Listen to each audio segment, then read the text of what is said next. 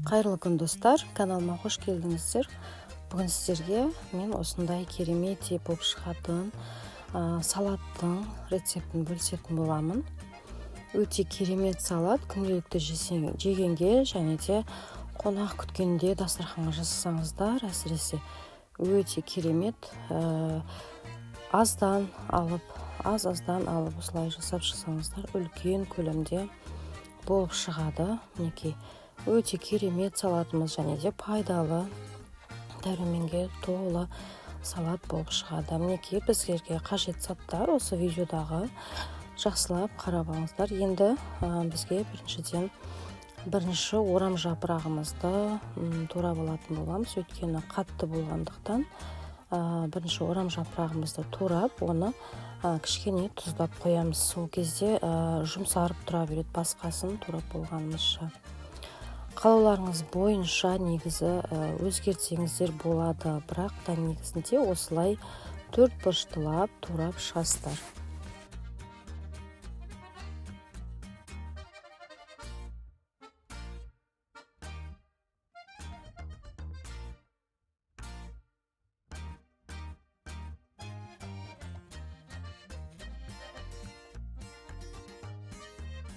Мінекей орам жапырағымызды турап алдық. Енді оны үлкендеу ыдысымызға саламыз.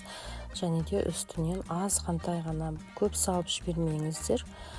Тұзымызды себеміз және де қолымызбенен осылай жақсылап мыжып жібереміз. Сол кезде капустамыздың суы бөлініп, өзі жұмсарып тұратын болады аздап.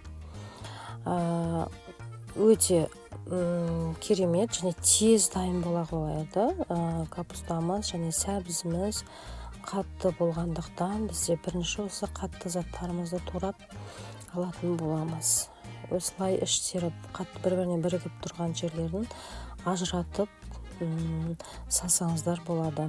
Келесі бізде қызыл капустамызды турайтын боламыз, яғни күлгін капустамызды. Оны да үлкен етіп турап жібересіздер. Құрамы міндетті түрде осылай болғаны дұрыс. Негізінде өте витаминге толы керемет салат. Егерде қаласаңыздар, басқа заттармен ауыстырсаңыздар болады. Арасын ашып, оны да осылай дәл капустамыз сияқты жібереміз, бірақ бұл жерде тұзды сеппейтін боламыз. Өйткені бұл капустамыз бізде жұмсақ болып келетін болады. Оны да капустамыз жаққа салып, барлығын осылай бір-бірлеп турап алатын боламыз. Және де бізде тұрып деп айтамыз, кейбір жерлерде шалғам деп айтылады. Редкі осылай майдалап, жұқалап етіп турап алатын боламыз. Оны осындай дәл осылай көріністе турайсыздар. Соломка етіп турайтын болсақ, ол көрінбей қалады. Сол себепті осылай жіңішкелеп, бірақ майды жұқа етіп турасаңыздар, арасында дәмін беріп, өзі соғын бөліп, өте дәмін ерекше етіп келтіретін болады. Қолымызда турап, мінекей саламыз. Барлық заттарымызды осылай бір-бірлеп жинастырып ала беретін боламыз. Келесі бізде сәбізімізді теркадан өткіземіз. Ұзын жалап өткіздім мен. Негізінде салатты редка сияқты етіп, жұқалап турап, осылай үшбұрыштылап жіберсеңіздер де болады.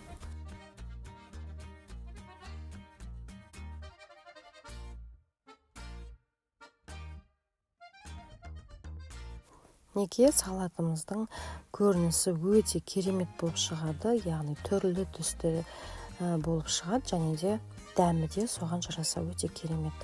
Келесі бізде пиязымызды кәдімгідей екіге бөле отырып турап салатын боламыз. Достар, каналыма тіркелмеген болсаңыздар, міндетті түрде тіркеле кетіңіздер. Өйткені менің каналымда 80% тіркелмей көреді екен.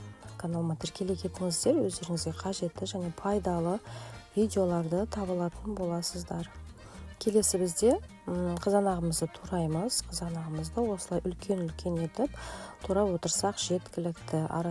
Астындағы түбін алып тастайтын боламыз.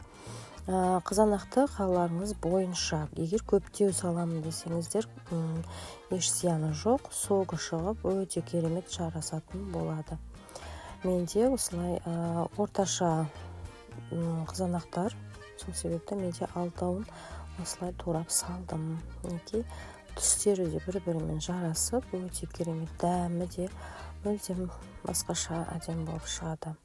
Және де көп жерлерде жасалатын салат емес бұл, сондықтан ерекше етіп осылай жасап көрсеңіздер болады. Келесі бізде чесногымызды осылай майдалап турап шығатын боламыз, немесе езіп жасасаңыздар да болады.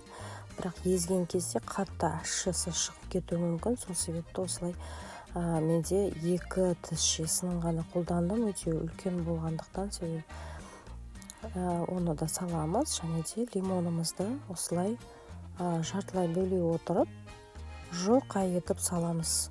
Соғын езуге де болады, бірақ та осылай салған өте көрінісі де керемет болып шығатын болады.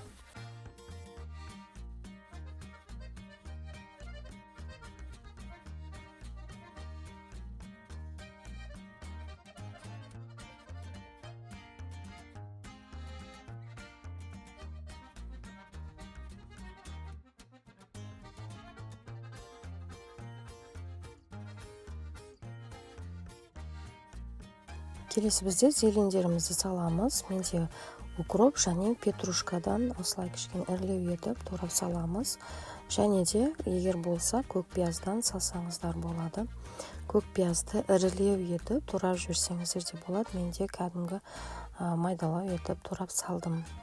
Және де сіздерге айтайын дегенім, егер де үйде қияр болатын болса, оны да жаңағындай қызанақтың көлемінде етіп, үлкендеу бөліктерге бөле отырып салсаңыздар өте керемет дәмі үйлесіп шығатын болады. Неге бізде барлық қоспамызды қосып алдық. Және де енді менде приправа тұз, яғни китайский тұз, соль деп айтамыз, сол. Және де кашниш, кориандр, яғни. Және де қызыл бұрыш, қара бұрыштан паприка болса, оны да салсаңыздар жеткілікті. Оның барлығын салдық, және де үстінен қызып тұрған сұйық майымызды құятын боламыз. Қолмен араластырған ыңғайлы болды, сол себепті өзімізге жасап жатқандықтан мына жерде қолменен араластырдым. Сәбіздері басында осылай араластырғанда қатты болып көрінуі мүмкін, бірақ та ол осылай жақсылап мыжымайсыздар араластыру барысында. Барлық құрамы бір-біріменен араласқаннан соң жұмсарып, соғы шығып өте керемет болатын болады. Мінекей бізде барлығы араластырып болды. Мінекей сәбіздерімізде мінекей уже дайын болып тұр. Яғни қатты болып тұрмайды. Мінекей бізде 10 минуттың ішінде егер құрамын өздеріңіз өзгертіп жасаймын десеңіздер де болады. Осындай керемет салатымыз дайын болды. Баршаңызға ас болсын.